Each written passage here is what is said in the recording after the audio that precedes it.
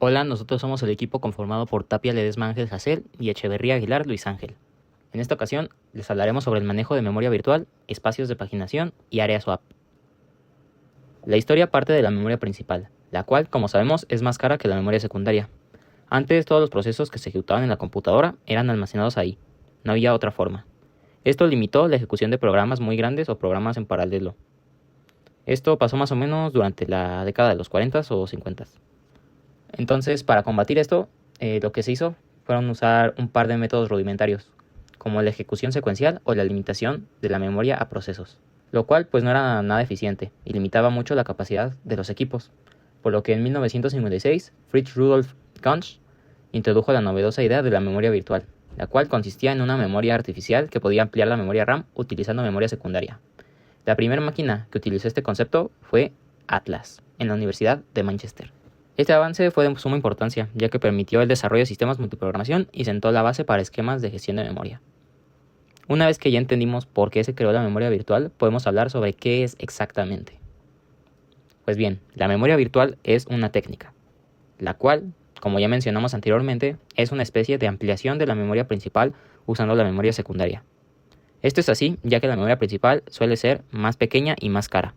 La forma en que funciona es que cuando el espacio en memoria principal se llena, los datos menos utilizados se mueven al disco duro, en un espacio llamado archivo de paginación o espacio de intercambio, swap.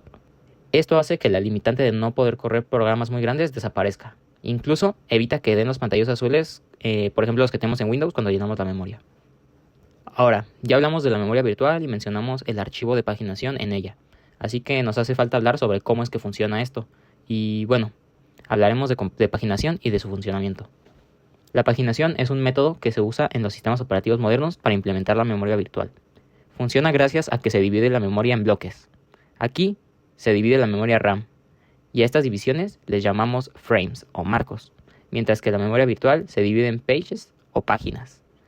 Normalmente ambas suelen ser del mismo tamaño para hacer más eficientes los procesos. Entonces, ya con este concepto podemos tener lo demás, que es cómo funciona. En este caso, cuando accedemos a un dato, la dirección que se utiliza no es realmente una dirección física que tengamos en nuestra RAM, sino que es más una dirección virtual. Esta dirección virtual tiene dos componentes principales, el número de página y el desplazamiento dentro de esa página. El primer parámetro, que es la página, simplemente nos indica en qué página está nuestro dato, y el desplazamiento indica cuánto hay que moverse dentro de esa página para encontrar este dato. Para realizar este proceso se debe transformar esa dirección virtual en una física, donde podamos encontrar ese dato en la RAM. Para ello se utiliza lo que se conoce como tabla de páginas. Bueno, entonces hablemos de la tabla de páginas. La tabla de páginas es una estructura de datos, la cual nos va a ayudar a relacionar las páginas virtuales con los marcos, los cuales pues son la parte física. Entonces, el proceso que se sigue es que primero el CPU va a solicitar la dirección virtual del dato. Entonces, el sistema va a consultar las tablas de paginación del proceso en ejecución. Aquí vamos a tener dos casos.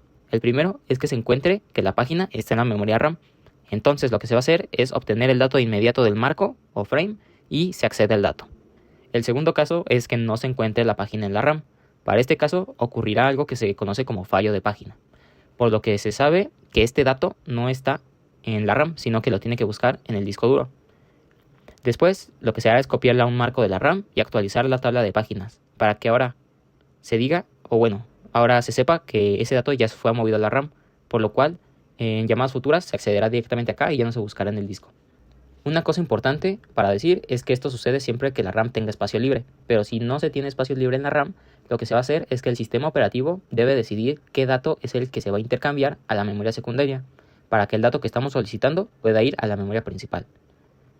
Para ello se ocupan muchas cosas, hay varios tipos de algoritmos, dependiendo del diseño que se haya elegido. Pero algunos son los algoritmos de first in, first out, o los que son basados en la información que ha sido menos utilizada recientemente. Entonces, en esta diapositiva que están viendo, hicimos un resumen de los pasos que se siguen en el intercambio, los cuales son: 1. El agotamiento de la capacidad de la RAM. 2. La identificación de los datos a los que no se ha accedido recientemente. 3. Transferencia de datos desde la RAM a un archivo de intercambio o una partición de memoria de intercambio dedicada. Y 4. Carga de datos nuevos o datos desde la memoria de intercambio a la RAM. Finalmente vamos a hablar acerca del cifrado de datos en la partición swap. Lo primero que hay que preguntarse es si es posible cifrar los datos. La respuesta es que sí. Al ser una partición del disco, también se puede cifrar, como también podemos cifrar las demás particiones. La segunda pregunta que habría que decir ¿es conveniente esto?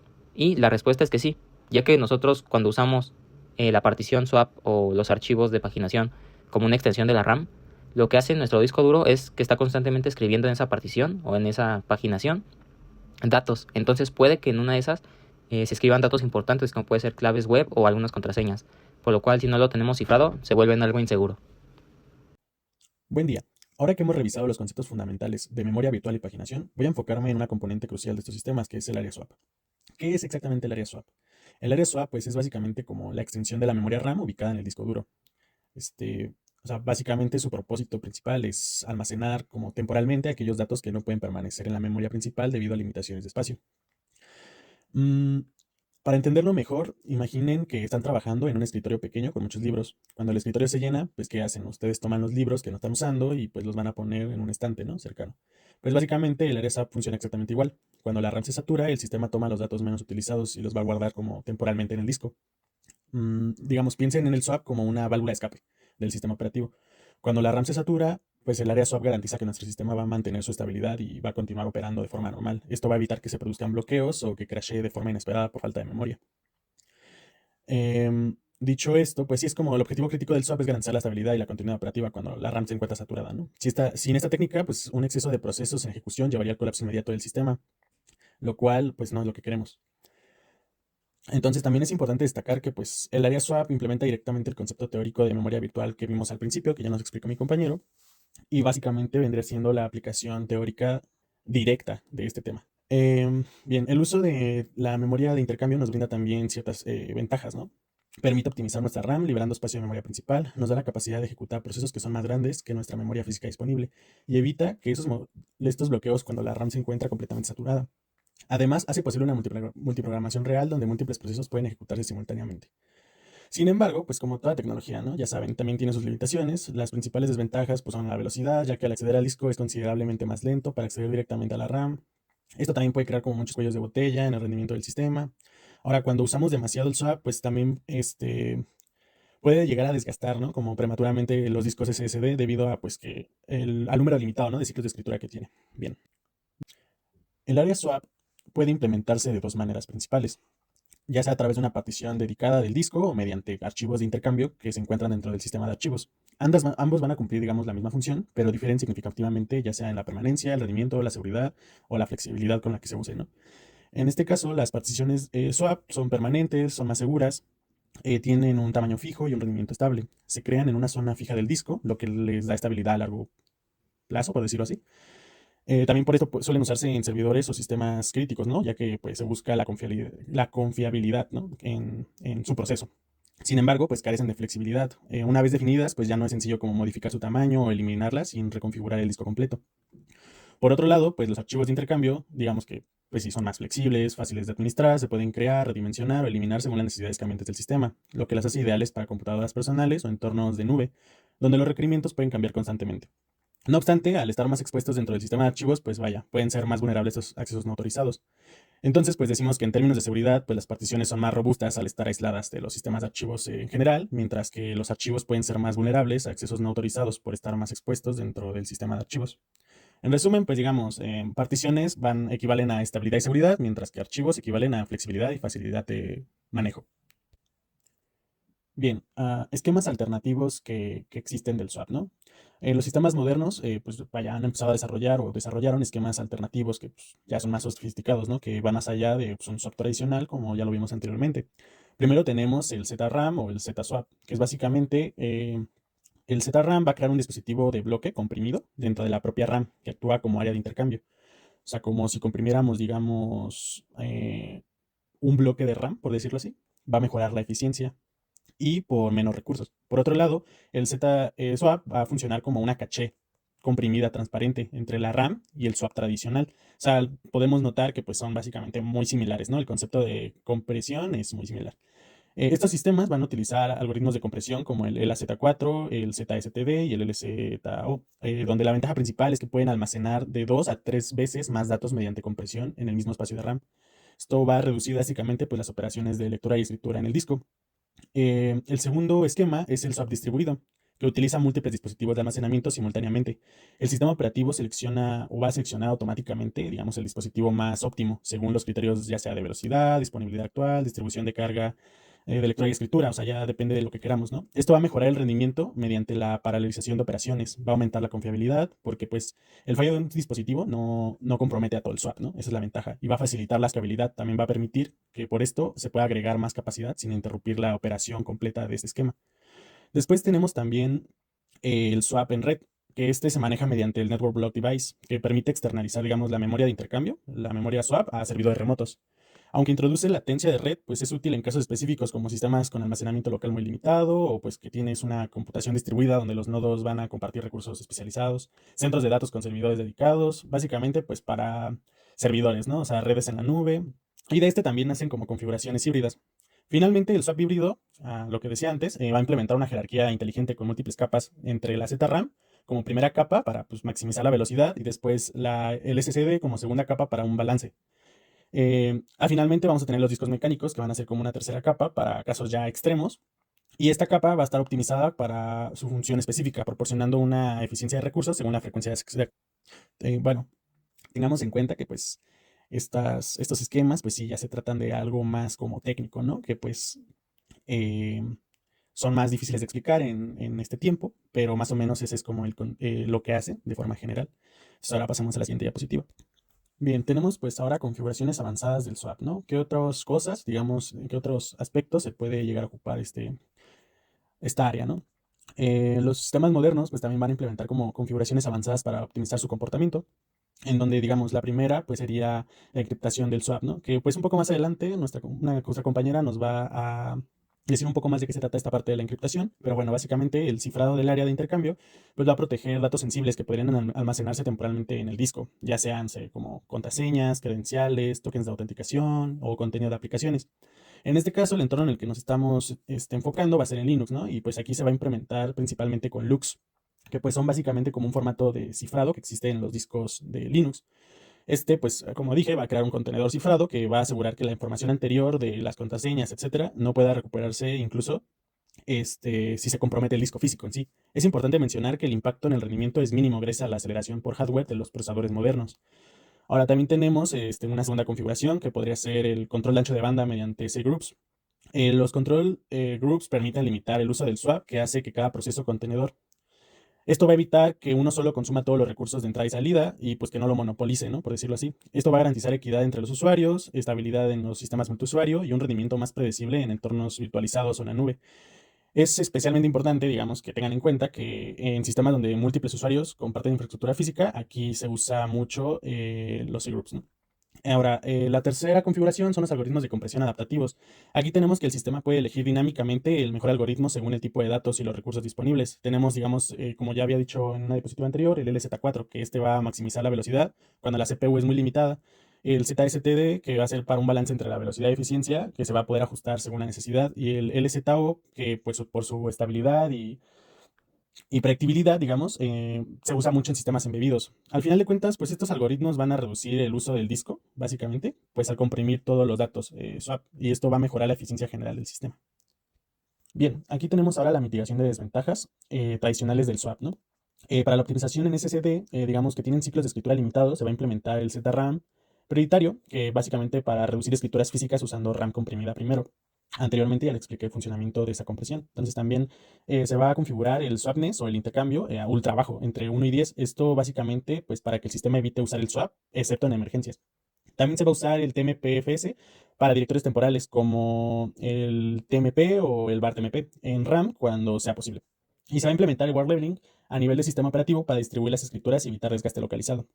Ahora también tenemos que para el monitoreo y alertas proactivas, digamos, se van a utilizar scripts automatizados que monitorizarán, digamos, continuamente el uso del swap mediante herramientas que ofrece el sistema. Se van a configurar umbrales que disparan alertas cuando el uso excede porcentajes predefinidos. Esto va a permitir una intervención previa antes de que se produzca una degradación crítica en el sistema. Estos sistemas se van a integrar con herramientas de monitoreo como Nagios, Savix o Prometheus. Ahora también tenemos que por gestión térmica y de energía, especialmente importante en dispositivos móviles, se va a considerar las restricciones térmicas, ya que el swap puede generar calor adicional por la actividad en el disco. Esto se implementan algoritmos adaptativos que reducen la actividad del swap en condiciones adversas. Esto va a priorizar la estabilidad del sistema sobre el del rendimiento máximo.